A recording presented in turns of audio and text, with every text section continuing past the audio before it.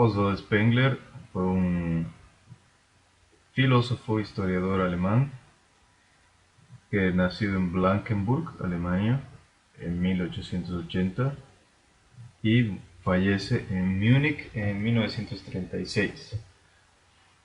Fue principalmente conocido por su magnum opus, que es La decadencia de Occidente, y también hizo más serie de escritos en la época, ¿no? Que planteaban la cuestión, los momentos decisivos en los que se encontraba Europa en ese entonces. Estudió matemáticas, ciencias naturales y filosofía en las universidades de Halle, Múnich y Berlín, respectivamente, y se doctoró en la filosofía con fundamentos metafísicos de la filosofía de Heráclito. Aquí podemos ver sus obras.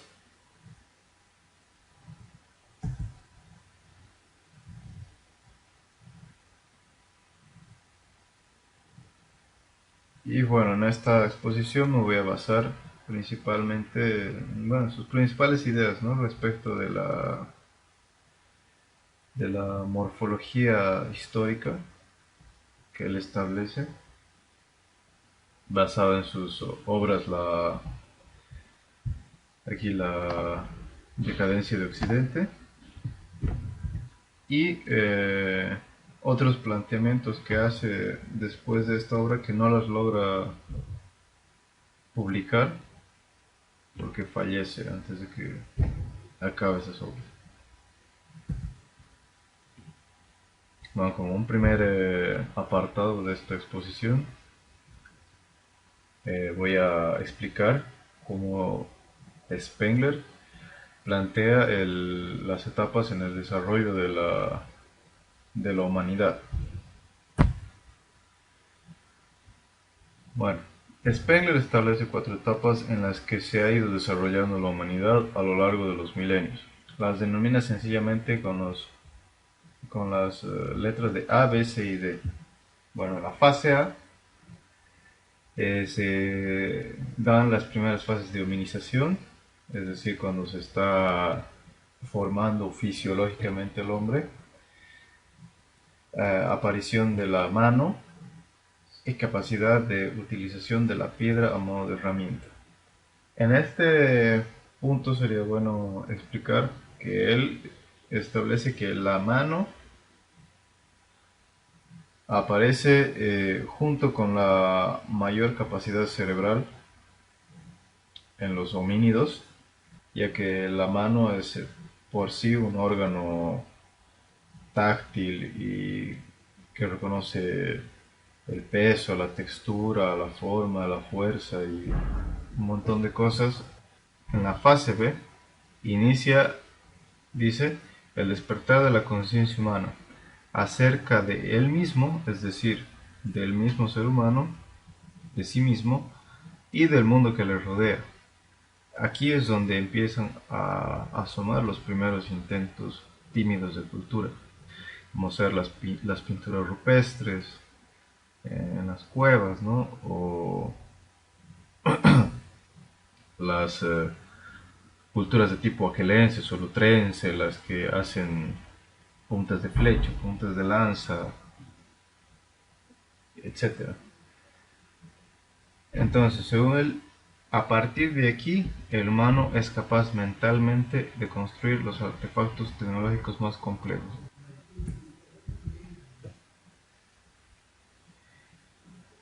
En la etapa C, dice, aquí ya se empieza con culturas más complejas, como las megalíticas, como las de Stonehenge, por ejemplo, las del carro de guerra, que se da en la zona de la estepa eurasiática. Entre ellos podemos encontrar los Ixos, los Casitas, los Arios, también partes, los celtas, etcétera. O las de las construcciones piramidales que se encuentran alrededor del mundo, ¿no? Entre las que podemos ver rastros en Mesopotamia, el sudeste de Asia y América. Aquí aparece, según dice él, el concepto de casa, es decir, antes de esta etapa la gente vivía en cuevas o quizás en tiendas hechas de pieles, ¿no? O a la intemperie, ¿no? En lugares cálidos. Pero a partir de esta cultura aparece el concepto de casa, es decir, de una vivienda construida y quizás también el concepto propio de familia como entendemos actualmente.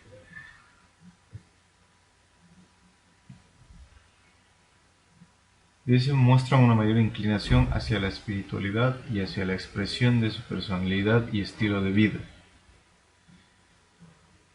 Les da el nombre de ameboicas o amébidas, por ser muy móviles e incapaces de fijarse por mucho tiempo en un territorio concreto y de multiplicarse velozmente. Es decir, estas culturas son esencialmente nómades y no arraigan en un suelo, sino se mueven y se esparcen y se multiplican a una velocidad muy rápida y pueden encontrarse en muchos lugares del mundo, que después voy a explicar. Debido a esto, Spengler les da nombres mitológicos a las tres culturas que había reconocido formalmente y menciona una cuarta, aunque no está seguro si es una cultura independiente o es una fusión de las dos anteriores. Bueno, entre ellas están Atlantis, Kush y Turán, ¿no?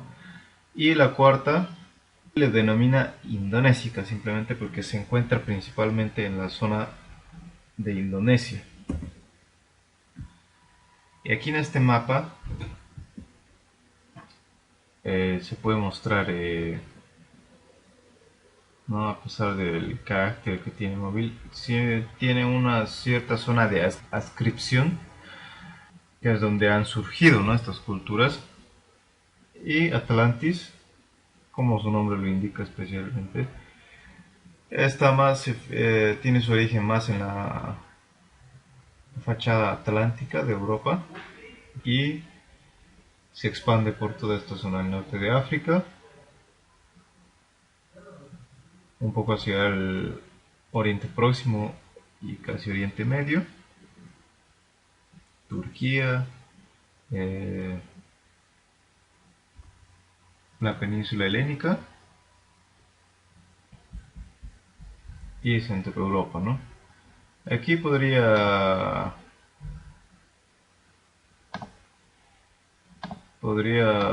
marcar estas zonas que también entran perfectamente. Aquí, aquí, respecto de Atlantis, ¿no? La otra, que le denomina Kush, está adscripta más que todo en la zona que corresponde a Mesopotamia y parte de la India, ¿no? Más o menos es esta zona que indicaría. Y Turán es aquí entra la estepa eurasiática, ¿no? Correspondería a Ucrania, sur de Rusia, eh, parte del Cáucaso, Kazajistán, Uzbekistán, etcétera, ¿no? Ahora, ¿cuál es la característica de estas, ¿no? Atlantis se caracteriza principalmente por las construcciones megalíticas, ¿no? Esta es la cultura de las construcciones megalíticas que podemos ver aquí en Stonehenge, ¿no? También en el norte de Gran Bretaña, en Irlanda, en la fachada occidental de Europa, eh, aquí también en Próximo Oriente se pueden ver algunas construcciones megalíticas. Otra característica de Atlantis Spengler dice que tiene una gran fijación por la espiritual, por la muerte. Es decir, las construcciones megalíticas son muy dadas a los muertos, ¿no? Hay bastante que el culto a los muertos, ¿no? Hay bastante información, ¿no? Que hace ver esto, ¿no? Es decir, las construcciones megalíticas eran como una suerte de culto a los difuntos, ¿no? En cierta época que se abría la puerta del más allá para permitir la pasada de los muertos a este mundo.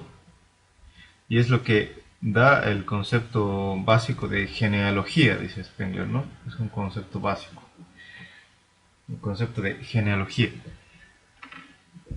En lo que respecta a Kush, esta cultura está relacionada con las construcciones piramidales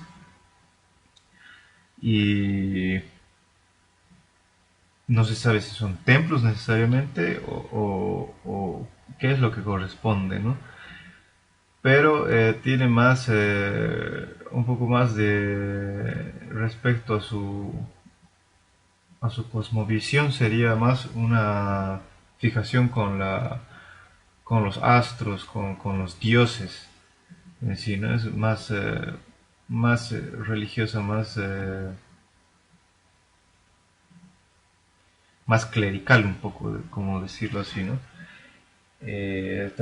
Tiene un panteón de dioses bien establecido, tiene una fijación por el estudio de los astros bastante profundo y eh, respecto a los dioses tiene más un carácter de temor a los dioses, ¿no? Como que hay que apaciguar a los dioses. Y eso es lo que lleva a los sacrificios humanos y todo esto que tienen bastante relación esta cultura con eso, ¿no? Y finalmente, aquí está Turán, que es, dice, una cultura mucho más fría, dice, está relacionada con lo heroico. Su expresión material de la cultura no es ninguna construcción, ni un templo, ni ninguna infraestructura, sino es la creación técnica, es decir, la creación del carro de guerra. Es decir, esta cultura está bastante más dada a la belicosidad. Entonces, de aquí se deriva eso, ¿no? Es más una expresión de su estilo de vida, el carro de guerra. Y Spengler dice que es bastante revolucionaria esta cultura porque es donde los guerreros se vuelven profesionales. Porque necesitan aprender tácticas bastante complejas, entonces necesitan volverse específicamente guerreros profesionales. Y estos son, digamos que los más nómades de todos, ¿no? Ellos son de hecho los que tienen mucha relación con la cría de caballos y la primera utilización de los caballos como, como bestia de carga, ¿no?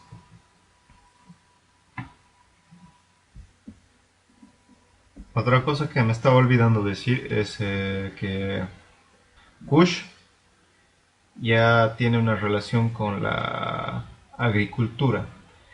¿Por qué? Porque Kush también tiene una relación bastante, y esto me estaba olvidando decirlo, una relación bastante afín a ciudades neolíticas, las famosas ciudades neolíticas que se señalan que son las pioneras en la agricultura, está entre ellas Catalhuyuk aquí en Turquía o Jericó aquí en cercano Oriente, ¿no? Y aquí también hay otras ciudades que se han encontrado en, en Grecia, ¿no? Hay, Aquí otra en Turquía que me acuerdo es Göbekli Tepe. Y hay varias aquí en toda la costa del Mediterráneo, ¿no? Entonces es de notar que estas culturas, al ser tan móviles, han cruzado bastante todo este territorio, ¿no? Y yéndose hacia Asia, evidentemente, y América, y quizás a África también, ¿no? Bueno, y finalmente, ¿no? Esta etapa D, que es en la que más se extiende Spengler, ¿no? En la decadencia de Occidente, que son las altas culturas, que es, dice Spengler, el estadio más complejo alcanzado por la humanidad en términos de cultura, ¿no? Aquí es donde comienza lo que se conoce como historia universal.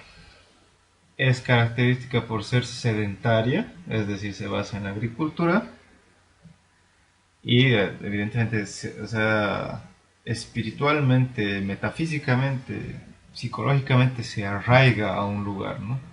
Es más arraigada a un paisaje específico. Y en base a ese paisaje es cuando es el carácter que le da a esa alta cultura, ¿no? Que es sedentaria alcanza una complejidad única teniendo un desarrollo muy intenso en el transcurso de tan solo un milenio. Y es algo que voy a explicar ahora del tiempo de duración. En su obra La decadencia de Occidente reconoce formalmente 8 altas culturas. En orden cronológico sería la babilónica, la egipcia, la védica, es decir, la que está en la India, la china, la antigua, él le llama antigua a la helénica, que comprendería al, al mundo helénico y al mundo romano, ¿no? La mágica, que es un compendio de lo que se conoce como el cristianismo primitivo, el judaísmo, el mazdeísmo, el mitraísmo, el islam, etcétera. Son todas las culturas de Oriente Próximo y Oriente Medio, eh, después en la época que se inician en la época tardo romana y alcanzan su mayor cenit en la Edad Media. La occidental, que le denomina Fáustica, debido por la novela famosa del poeta alemán Goethe, que es el Fausto, ¿no? Y finalmente la mexicana, que incluye a los mayas y a los aztecas y a todas las que se denominan civilizaciones mesoamericanas, ¿no? Que en realidad es una civilización. Entre las aclaraciones para, para este apartado, pueden señalar que hoy en día tranquilamente se puede añadir a esta lista de altas culturas a la civilización que se desarrolló en los Andes. Es decir, la civilización que abarcó tanto los incas como los tiahuanacotas, como los moches, etcétera, ¿no? Todos estos pueblos que se reconocen actualmente como civilizaciones independientes, pero no son más que los pueblos que han conformado esta alta cultura que ha sido el organismo mayor que les ha dado origen. No todos los grupos humanos llegan al mismo tiempo a las marcadas etapas de desarrollo. Si bien es notorio que hasta la etapa B y medianamente a la C, la humanidad avanzó en conjunto desde la última glaciación, la glaciación Weir, eh, que esta convergencia se vio interrumpida y se tornó más bien aleatoria. Es por esto que la cronología tradicional, edad de piedra, cobre, bronce, etc., es incorrecta, además que las culturas se desarrollan independientemente de los materiales que tengan disponibles. Es decir, aquí, que hasta la etapa B y medianamente hasta la C se ha seguido una convergencia evolutiva en la humanidad, pero ya después de esto más bien se ha vuelto aleatoria debido a un montón de diversos factores que al final los pueblos van llegando o no. Es también posible que no lleguen. Aquí hay un punto muy importante y es que Spengler en todos sus planteamientos siempre está rompiendo contundentemente con el lineamiento cronológico historiográfico establecido hasta entonces. Tanto es así que en la decadencia de Occidente ya afirma que hay que romper con el ideal de edad antigua, edad media y edad moderna, ¿no? Y que eso son simplemente es una ilusión propiamente de la mentalidad histórica occidental y que más bien cada alta cultura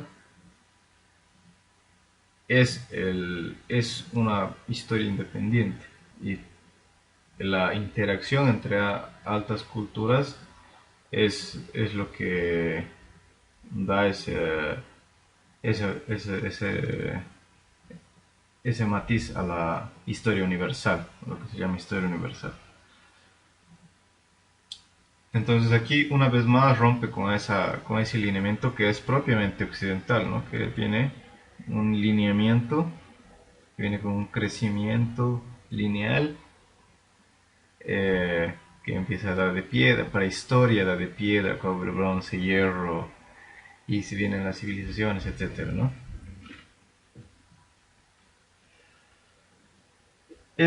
Aquí otra cosa importante es que no hay que guiarse por la posesión de medios materiales, por la disponibilidad de medios materiales. ¿Por qué?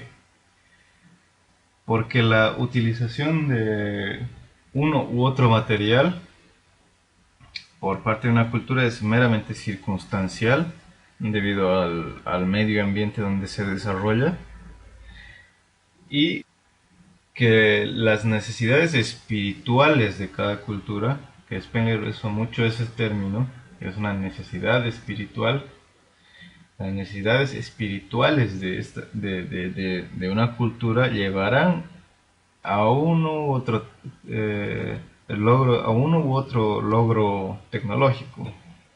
O sea, no todos van a tener la necesidad espiritual de utilizar pólvora, ni todos van a tener la necesidad espiritual de construir naves espaciales, ¿ya?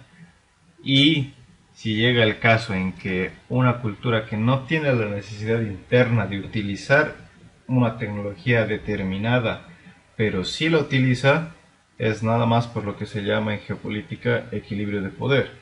Es como, por ejemplo, Occidente tuvo una alta superioridad tecnológica hasta la revolución industrial, cuando empezó a regalar su tecnología a otros países que no eran occidentales, y esos países occidentales esos países no occidentales, perdón, se vieron obligados a utilizar la tecnología occidental para estar en un nivel de equilibrio de poder con Occidente.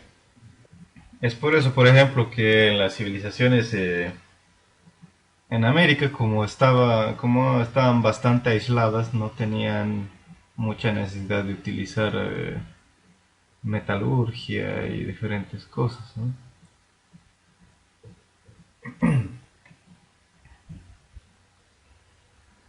Otro punto, no se podría alcanzar la etapa de alta cultura D, es decir, la más alta, sin haber pasado antes por el tipo C. Ese es un requisito indispensable, pasar por cada peldaño. No todos los grupos humanos alcanzarían los estadios más complejos, pues muchos pueblos desaparecen antes de siquiera reunir las condiciones para lograrlo. Dicho sea de paso, tales condiciones son desconocidas. Bueno, eh, aquí simplemente pueden pasar un montón de cosas. Pueden morir en una guerra, pueden ser exterminados, puede pasar una catástrofe natural y eliminar a todo ese grupo humano. Puede ser cualquier cosa que ocurra.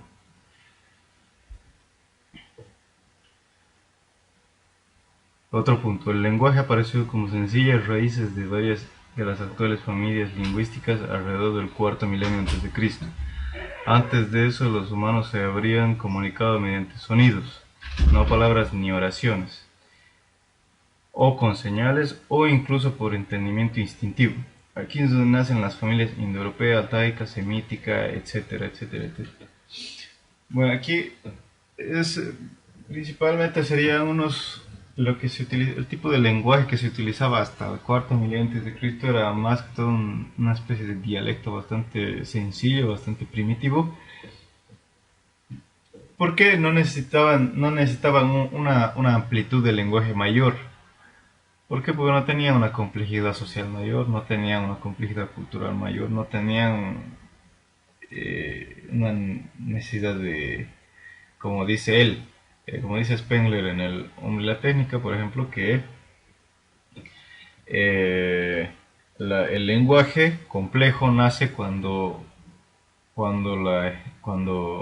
la gente empieza a dejar la individualidad y empieza a organizarse en comunidades mayores y necesita un medio para comunicar el comandos, mandos, subordinaciones, todo, el entramado social que es requisito para construir cualquier cosa. Entonces, ahí es cuando nace como necesidad del lenguaje. Antes de eso no tenían una necesidad real de tener un lenguaje más complejo. O sea, es decir, siguiendo más o menos la cronología, que es por esta época, por el cuarto milenio, que aparecen las culturas tipo C, y es cuando empiezan a organizarse más para llegar a realizar sus, grandes obras, ya sea arquitectónicas o técnicas, en el caso de Turán, ¿no? O la agricultura, por ejemplo, que es una cultura precisamente que necesita de bastante coordinación, comando y, y un planeamiento, etcétera, ¿no?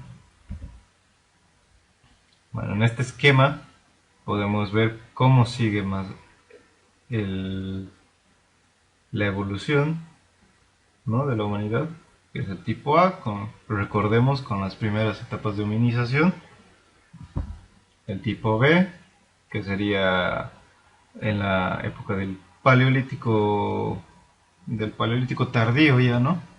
Digamos el paleolítico medio y tardío, que acaba con la glaciación Biur y sigue por un tiempo hasta con su cultura bastante simple, donde nadie quiere dárselas de creativo, y en todo el mundo es bastante interesante, es una incógnita que está bastante patente en la historiografía, en la geografía humana, en la antropología, etcétera, que es por qué en este tiempo todos los grupos humanos, una diversidad mundial de razas, llegaban a hacer casi hacer mismos artefactos, mismas expresiones artísticas de las pinturas rupestres, por ejemplo, ¿no?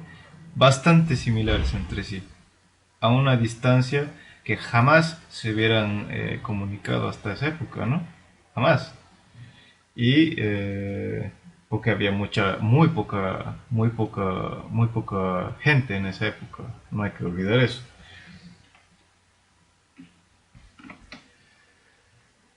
Y después salen las culturas tipo C, las ameboides. Aquí es donde se empieza a iniciar el lenguaje, más o menos por el cuarto milenio antes de Cristo. Y después de esto llegan las tipo D, las altas culturas, ¿no? Spengler dice que es un factor importante a considerar que cada una de estas etapas se va haciendo cada vez más corta en duración, ¿no? La primera dura 100.000 años, ¿no? La tipo B dura 10.000 años. La tipo C, pero esta como ya son culturas, como las de tipo C son culturas ya, aquí ya son independientes, porque ya empiezan a diversificarse y a diversificarse y a especificarse las cosmovisiones. Entonces ya empezamos a hablar de individuos históricos, digamos, de organismos históricos, y cada uno de ellos dura 3.500 años, cada uno, ¿no? Y después seguimos ya con la alta cultura tipo D, que dura 1.000 años, ¿no? Esto en la decadencia de Occidente lo menciona muchas veces Spengler, y es que el tiempo de vida promedio de una alta cultura es un milenio. Aquí en esta otra gráfica vemos la relación inversamente proporcional entre la duración y la complejidad de las culturas. Es decir, este tiempo que Spengler menciona, ¿no? Que se va haciendo cada vez menor el tiempo, es inversamente proporcional a la complejidad. Entonces parece que tiene una relación eso, ¿no? Cuanto más complejo se va haciendo, más corto es.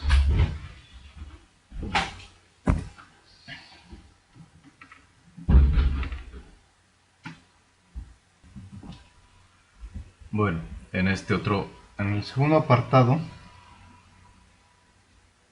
voy a hablar específicamente de las altas culturas y la historia universal, ¿no? Que es la magnum opus de Spengler, que este apartado está basado en la decadencia de Occidente.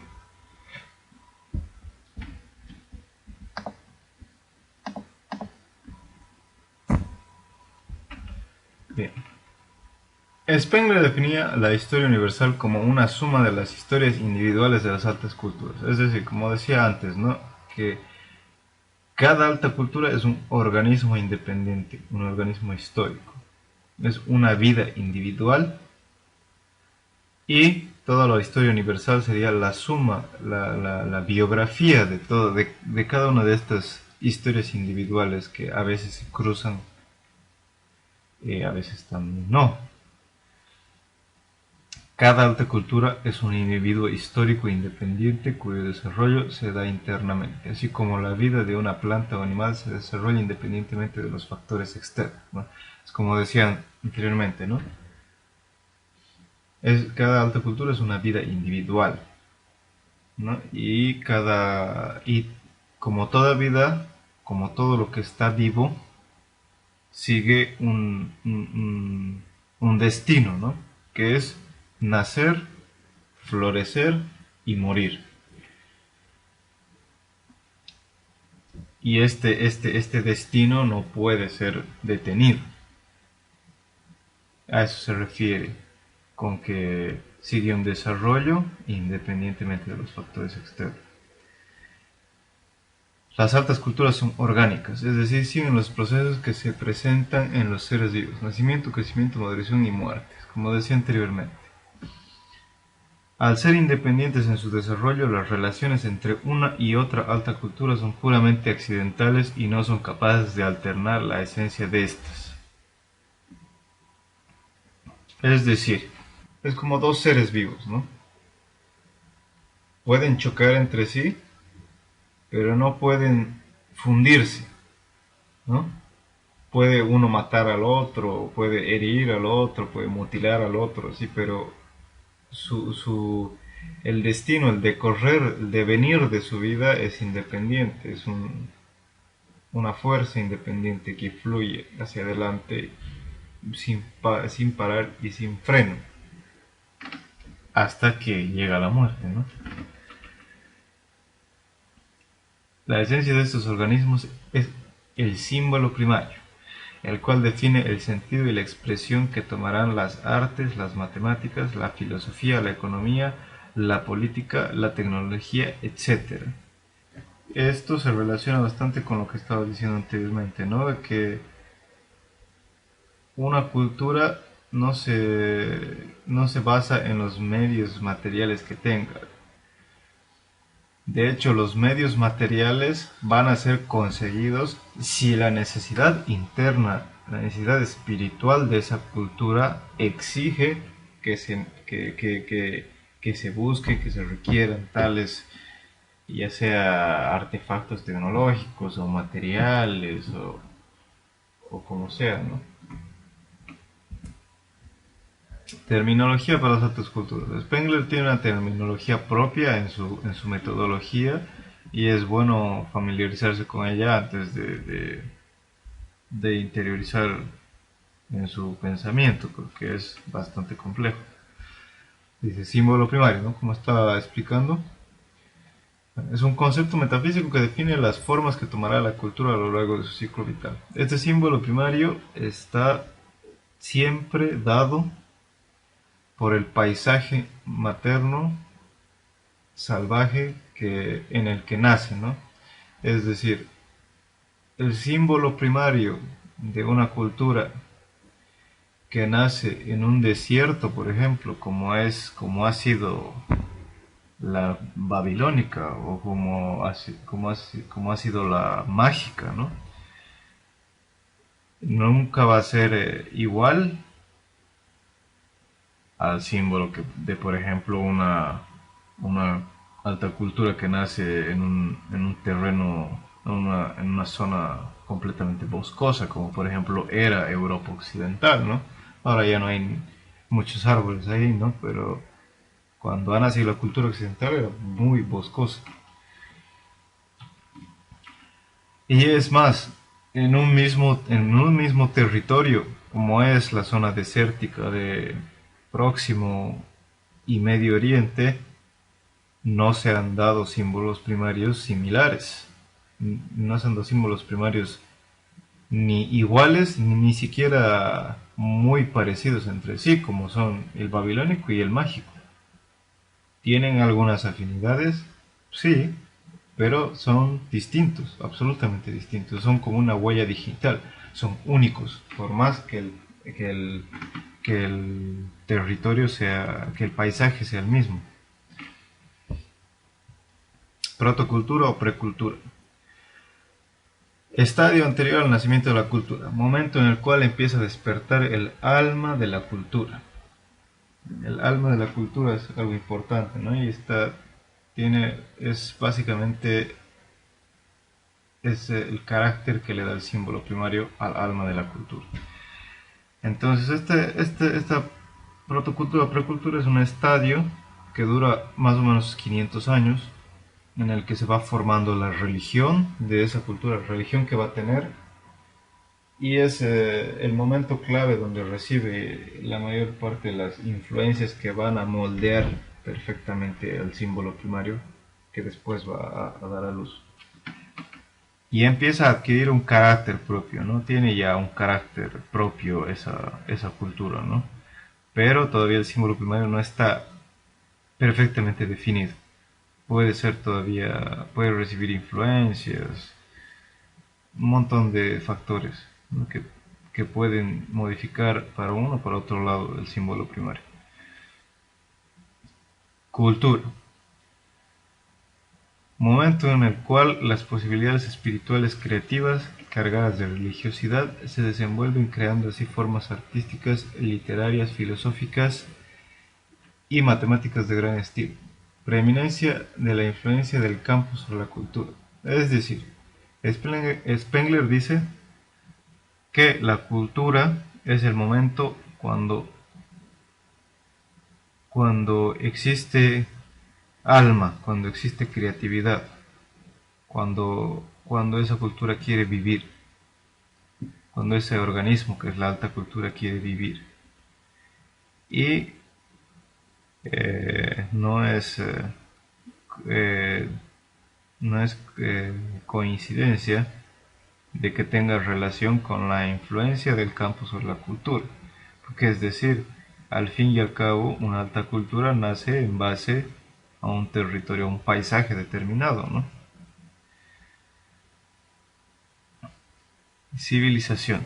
Es la fase cuando la cultura, habiendo agotado todas sus posibilidades creativas, se petrifica y tórnase sin alma y materialista.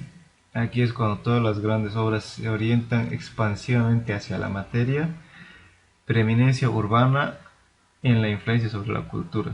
Es decir, aquí es cuando la cultura empieza a morir, que de hecho Spengler define a civilización cuando con el periodo de decadencia de una alta cultura. Es justamente cuando las ciudades absorben todo el poder de influencia sobre la cultura y aíslan a la gente de su paisaje materno y ya solamente queda la materia artificial. Es lo que cala profundamente en la psique de las personas y todas las obras, las grandes obras ya se orientan expansivamente, o sea, se orientan hacia la materia, hacia lo material. Ya no hay más una expresión espiritual como ha sido en otros tiempos, la filosofía, la matemática, el arte, etcétera, ¿no?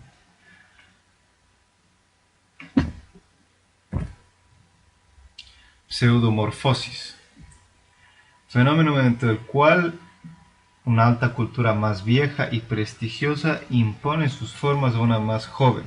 Esta última no encuentra más remedio que desarrollar sus nuevas formas bajo el manto de las extranjeras, despertando dentro de sí un odio amargo hacia la vieja cultura.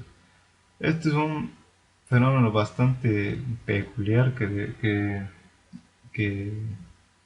define Spengler, y es que es cuando una cultura, por azares del destino, llega a imponerse ante otra cultura naciente, joven, y esta cultura joven no tiene más que adoptar las formas que tiene la cultura vieja y bajo esas formas extranjeras desarrollar sus formas propias y lo principal también sus estadios propios de vida, ¿no? O sea, puede ser que esta cultura vieja, como ha ocurrido con la pseudomorfosis histórica que Spengler define, es por ejemplo la de la cultura mágica y la cultura helénica, ¿no? La cultura helénica ya era una cultura, ya era una civilización, es decir, era decadente, cuando se impuso sobre Oriente Medio, Oriente Próximo, cuando estaba naciendo la cultura mágica. Entonces, toda la época de conflictos en Medio Oriente con el Imperio Romano y el nacimiento del cristianismo y el establecimiento del cristianismo es un ejemplo de pseudomorfosis histórica. ¿Por qué? Porque era ya la cultura mágica que estaba expresándose bajo formas greco-romanas, ¿no? Y otra pseudomorfosis histórica que señala Spengler es la que estaría ocurriendo desde Pedro el Grande de Rusia hasta nuestros días actualmente con la cultura rusa, que sería una alta cultura que aún no ha nacido, que está formándose aún. Y bueno, finalmente, otro término que establece Spengler es raza, que significa la unión o sello que existe entre los miembros de la alta cultura, independientemente de su raza biológica. La raza es cuestión de carácter, ¿no? O sea, es como los antiguos definían, ¿no? Cuando hablaban de la raza, pero hablaban de las personas de otra cultura, es decir, el carácter que tienen, ¿no? Es de denostar que las razas humanas desde el principio, desde que han podido, se han cruzado entre sí, ¿no? Y es incorrecto analizar la historia desde un punto tanto racista como antirracista. Hay que dejar esos dos prejuicios de lado. Bueno, aquí ya se pueden pasar los cuadros que Spengler, ¿no?, establece en la obra La decadencia de Occidente, y aquí hace un cuadro comparativo de cuatro culturas, en las que siempre está la cultura occidental y la cultura antigua, en las que más se ha desarrollado. La cultura árabe, la cultura india va variando, ¿no? Depende del cuadro, pero siempre explica desde el principio hasta desde el nacimiento de la cultura hasta su muerte, su decadencia, los procesos que siguen todas las altas culturas. Y para comprobar que su teoría es cierta, usa este método que es comparativo, ¿no? Bueno, aquí finalmente en este mapa quiero mostrar la dispersión y potenciales saltos de culturas tipo C, las ameboicas, hacia altas culturas, que son las tipo D, ¿no? Y aquí podemos ver, por ejemplo, cómo de la cultura Atlantis tiene mucha relación con la egipcia. Es decir, que la egipcia, en base a esta cultura tipo C, nació la egipcia. Hay que destacar que el carácter de las altas culturas, su símbolo primario, ¿no?, tiene siempre algo de relación con la cultura tipo C que la ha precedido. O sea, su carácter va a tener algo de relación en ese sentido. Después aquí en la cultura Kush, la C, tiene absoluta relación con la Sumeria babilónica, con los templos piramidales y todo eso, ¿no? La egipcia tiene relación con con la Atlantis por esa relación genealógica. Un sentido histórico la cultura egipcia bastante extraordinario, bastante desarrollado. Han, han, han datado a sus faraones desde el principio, están absolutamente todos. Tienen una datación histórica desde aquella época hasta el fin de su alta cultura. Aquí, en la cultura Turán, que es, como podemos ver, la que más se ha movilizado, al menos en Eurasia. Primero, en orden cronológico, primero se dirige hacia la India, fundando la Védica, e invadiendo la cultura del Valle del Indo, que tiene mucha relación también con la cultura Sekush, y o puede ser una afloración de la Sumeria babilónica, de la alta cultura sumeria babilónica, o quizás haya sido una alta cultura independiente. La verdad es que hay pocos estudios al respecto de esto, y sería bueno ahondarlo más. Luego, siguiendo el orden cronológico, primero caen aquí a la India y nace la alta cultura védica. Luego caen a la China y nace la alta cultura china, y finalmente caen a la península helénica y crean la alta cultura antigua o helénica, y caen en un tiempo bastante próximo. La védica más o menos en el 1500 a.C., está en el 1400 o 1300 si no me equivoco, y la helénica en el 1100, alrededor del 1100.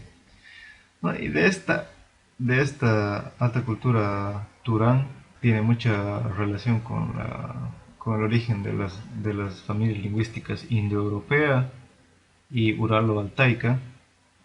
Se va hacia Europa, principalmente con las tribus celtas y luego las germánicas, ¿no? Pero principalmente las primeras que llegan son las celtas. Ahora, hay unas posibilidades y que los he puesto en estas líneas punteadas que son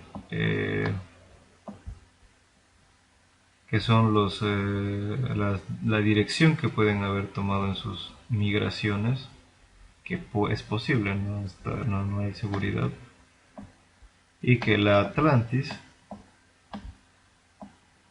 se haya movido hacia el sudeste de Asia, haya cruzado por ahí, y del sudeste de Asia puede haber saltado hacia América. Es una posibilidad. Y otra que parece que es más segura, y es que de la fachada atlántica de Europa haya saltado hacia la costa este de América. Respecto a la cultura Kush, es también posible que hayan... Es mucho más seguro que haya habido una inmigración aquí, porque en la religión helénica hay bastantes indicios de influencia sumeria babilónica, también aquí hacia el mar Egeo, ¿no? Se fueron. Y también es posible que hayan emigrado hacia un poco hacia China y también hacia las Américas, ¿no? Precisamente, y para aclarar bien, de aquí vendrían las construcciones piramidales, es decir, hacia Norteamérica y hacia Sudamérica. Y de aquí las construcciones megalíticas y el sentido de genealogía, y de aquí el de astronomía y de panteón de dioses. Spengler también explica que en base a los conceptos de cosmovisión que han establecido estas culturas tipo C, es en las que se basan el resto de altas culturas, es decir, la genealogía, la liturgia, el clero, la organización religiosa y la casta guerrera, la disciplina militar. Ahora, es posible también, hay que haber otra posibilidad de que haya habido una cultura tipo C en todo el sudeste de Asia, Indonesia, todo este lugar, está azul, y que tenga relación con los japoneses y que hayan sido los originarios de ambas altas culturas en América. Que es más que seguro que ambas altas culturas tienen una base cultural ameboide similar, porque son muy similares entre sí ambas altas culturas. Tienen bastantes afinidades entre sí.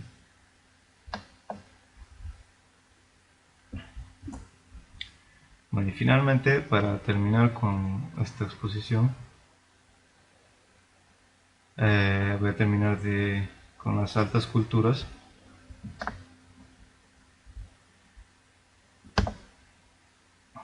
Y voy a explicar de las últimas que quedarían en Europa, que sería la cultura mágica, que está con color morado, la fáustica, la occidental, con color azul, y la rusa, que aún no habría nacido, que lo puse con color celeste para marcar, ¿no? Y bueno, aquí es cuando ya establecido, en esta época, ¿no?, que nace la alta cultura mágica, cuando ya está establecido el Imperio Romano, nace en todo este es el vientre, es la cuna de la alta cultura mágica, que sería Persia, todo lo que es Oriente Medio y Oriente Próximo. Que los primeros pueblos de esta alta cultura fueron los persas y los judíos, ¿no? Esta es la primera etapa. La primera etapa de expansión, ¿no? Estoy poniendo unas etapas de expansión para marcar las primeras etapas, las etapas más tempranas de expansión de estas culturas, donde se han arraigado más. Después esta expansión sigue hacia aquí, hacia el sur, y está hasta costa de África del Este, donde este lugar sería el reino de Aksum. En este lugar el reino de Aksum era un reino cristiano, de ese cristianismo primitivo, obviamente. Después, explicado con la pseudomorfosis, y como la alta cultura helénica ya era decadente, entonces van cediendo paso ante una cultura mucho más joven, por lo tanto más fuerte y pujante que la cultura arábiga, y va transformando lentamente, pero no transforma las formas exteriores, sino transforma la esencia de todo, de la misma Grecia, de Anatolia y Egipto, y que es donde se establece principalmente esta zona, es principalmente, toda esta zona principalmente es cristiana oriental, ¿no? El cristianismo bizantino, todo esto. Después ya cuando el cristianismo se establece finalmente en todo el imperio romano, es cuando toda esta zona se vuelve esencialmente mágica, ¿no? Y es la zona 4, todo esto. La misma Roma fue mágica un tiempo, ¿no? Y prueba de esto es, por ejemplo, la construcción del templo del Panteón, que es de características esencialmente mágicas, ¿no? Que la decadencia de Occidente Spengler lo explica mejor, que es el sentido espiritual del mágico, es la cueva cósmica, la cueva mágica, ¿no? Que siempre tiene una cúpula a forma abovedada en sus templos. Y es un arte propiamente mágico. En los anteriores, en las construcciones religiosas propiamente helénicas, no existía tal cosa.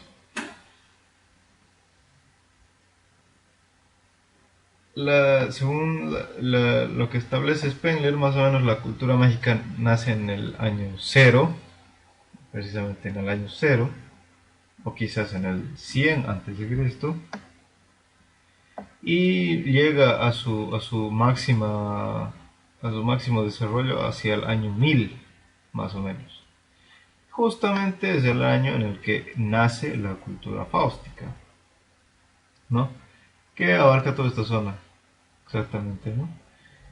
Y empieza el cristianismo realmente mágico, nunca terminó de convertir en pueblos mágicos a los bárbaros que habían en ese entonces ahí. Entonces el cristianismo mismo se transformó, y se transformó en el catolicismo, ¿no? Que empezó desde Irlanda y fue evangelizando el cristianismo al cristianismo más antiguo, hasta llegar a conquistar la misma Roma, que en ese entonces era mágica. Entonces más o menos se establece en todo este lugar. Y luego de las cruzadas, no, perdón, cuando ocurrieron las invasiones vikingas, los vikingos fueron tomando, conquistando muchas zonas en el Mediterráneo, y Sicilia, eh, Córcega y Cerdeña y completamente Italia terminaron siendo fáusticos, ¿no? Roma, evidentemente. Todo esto terminó siendo fáustico, que un tiempo fue bastante mágico, bastante arábigo, mágico, ¿no?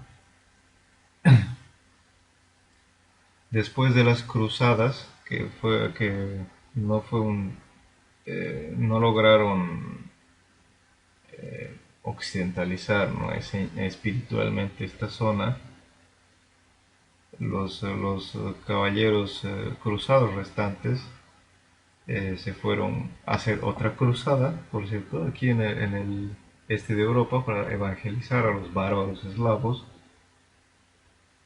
y fundaron reinos y colonizaron extendieron bastante hacia el este, ¿no? Extendiendo el territorio fáustico más hacia el este, que las conquistas de los caballeros teutónicos en Polonia.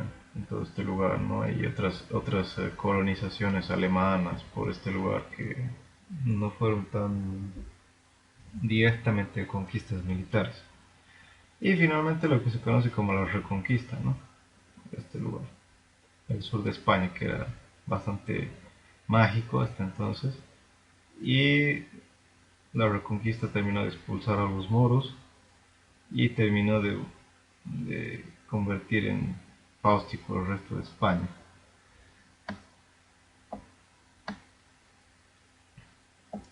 En este lugar ya no he puesto no he adjuntado toda la península arábiga, porque eso se termina de realizar con el Islam, pero el Islam es mucho más posterior y tendría que extenderme mucho más en la exposición de cada alta cultura, porque me correspondería explicar el Islam y luego me correspondería explicar también la expansión puritana, que son dos fenómenos eh, convergentes en la morfología de ambas altas culturas.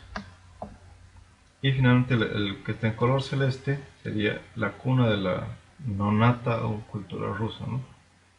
Que se ha expandido un poco más hacia el este, hacia las estepas, ¿no? Lo que es Rusia esencialmente.